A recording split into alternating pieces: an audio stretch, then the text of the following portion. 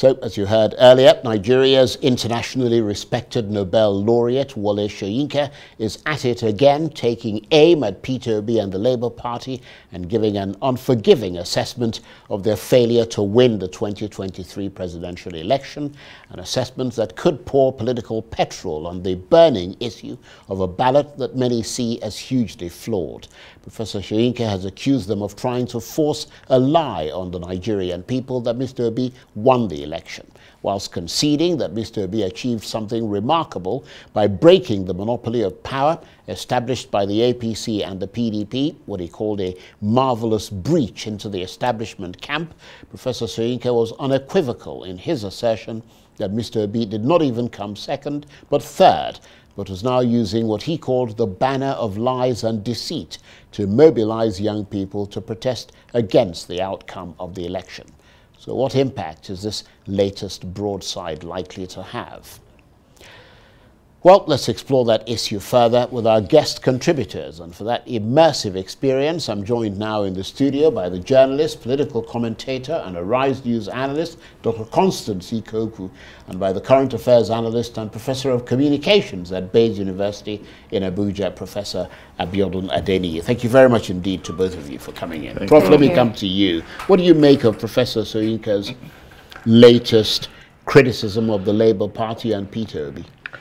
Well, Prof is somebody that comes with a very high reputation, one that he has built over the years. And of course, we know him for who he is. He's a writer, more like some kind of conscience of the system, of the society.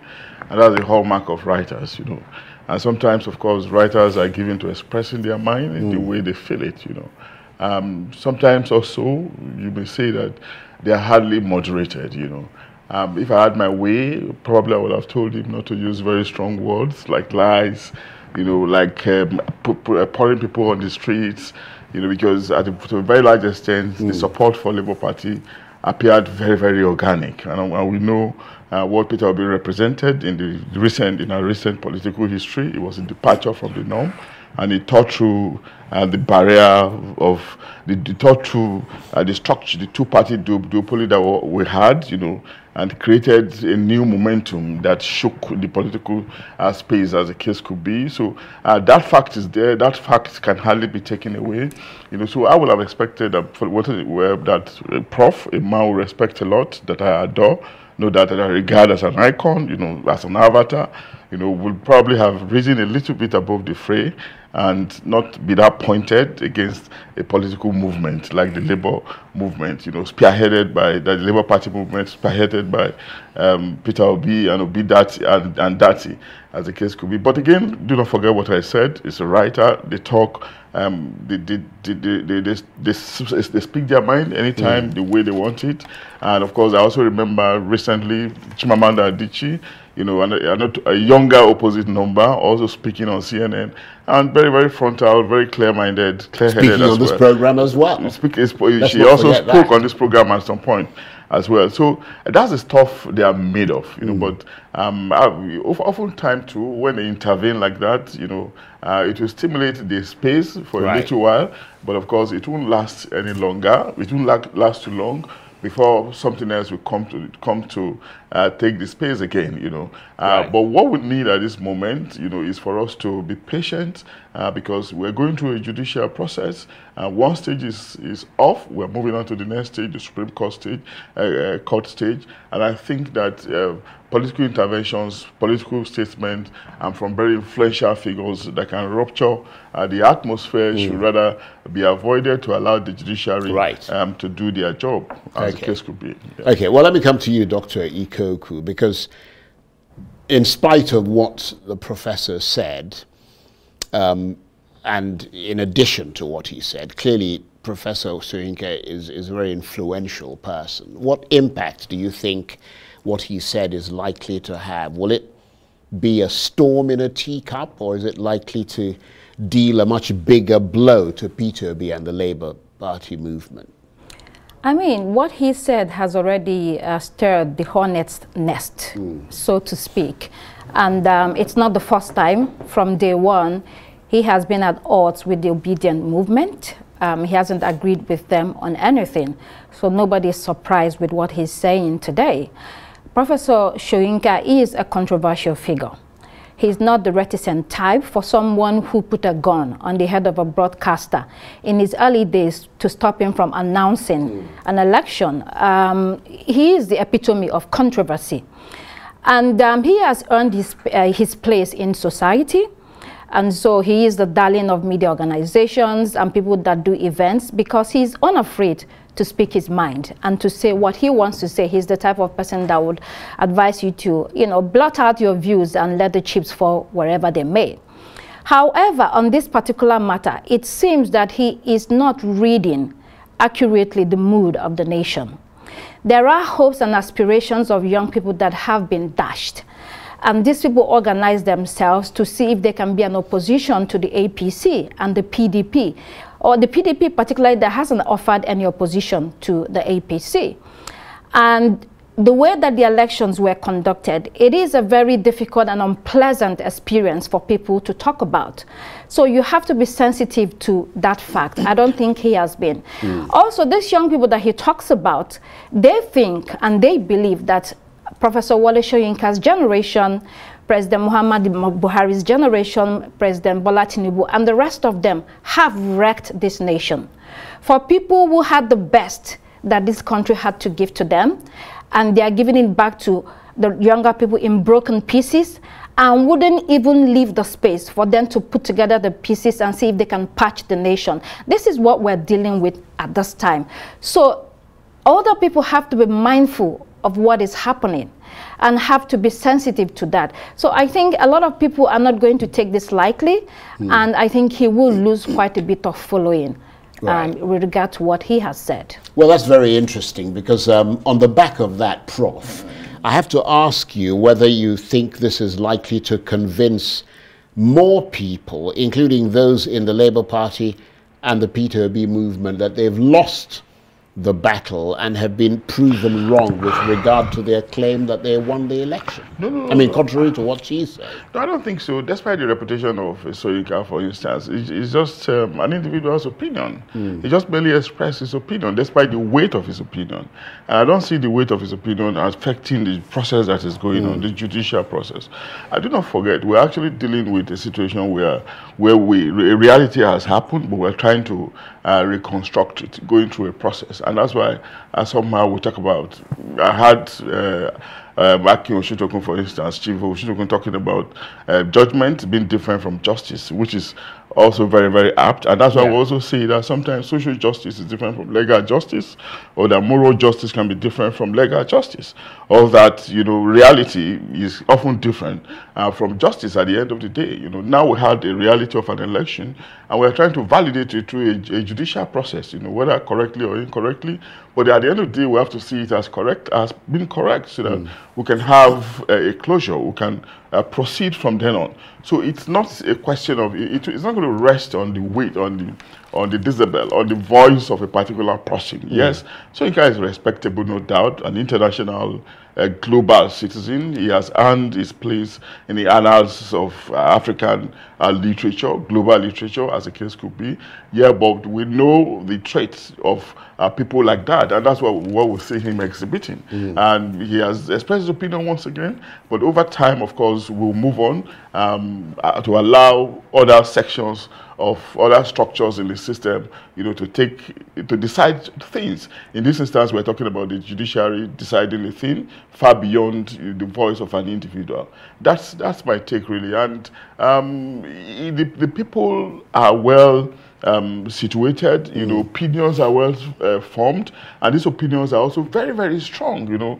I'm not sure we have had it so strong like we are having it now in the history of this country, where we had an election, and of course, long after the conclusion of the election, we still find that we can't still bring a closure to it at the level of public discourse because of how close the elections was. And of course, even in political discourse too, you find that people are sharply divided, and the division is still continuing. And that's why we often say that the government that is in power has a lot of work to do beyond thinking of infrastructure and utilities, they have the intangible also matter, which is fostering national unity, healing the wounds that otherwise have been inflicted on people on account of a very die-hearted electionary process, you know. And truth, reality, knowledge has also been weakened and obfuscated because you do not know what to believe anymore. And against that background is also why we need, you know, our opinion leaders, influential leaders, to come out and be more moderated in their pronouncements, you know, not using absolute definitive words, you know, like lights, you know, like the respected Wole Soyinka did in South Africa. Very interesting. And Dr. Ikokwu, the Peter Obi and Labour Party movements have tried to show themselves as occupying sort of the moral high ground when it comes to sort of Nigerian politics and so on. But a lot of people also see Professor Soyinka as being up there as a man of principle. So his words could potentially bring greater legitimacy to the Tinubu administration, couldn't it? Yes, of course. People see that, you know, see it that way. He is someone who is listened to greatly. He has paid his dues in this country. Yeah, but given that, I apologize for interrupting you.